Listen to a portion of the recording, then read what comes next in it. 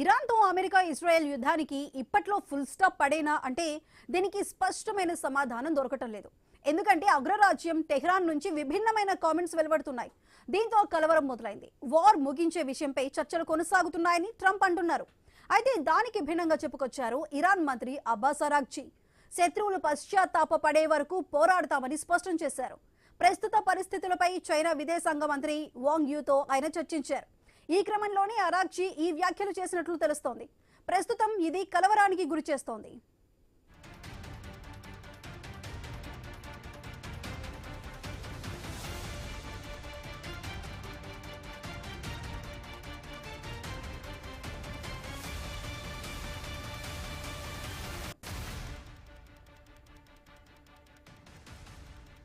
ఇరాన్తో ఇటు America Israel యుద్ధానికి ఇప్పట్లో ఫుల్ స్టాప్ పడేలా కనిపించట్లేదు. ఎందుకంటే ఇటు అగ్రరాజ్యం వైపు నుంచి అదేవిధంగా టెహ్రాన్ వైపు నుంచి కూడా విభిన్నమైన కామెంట్స్ అయితే మనకు వినిపిస్తూనే ఉన్నాయి.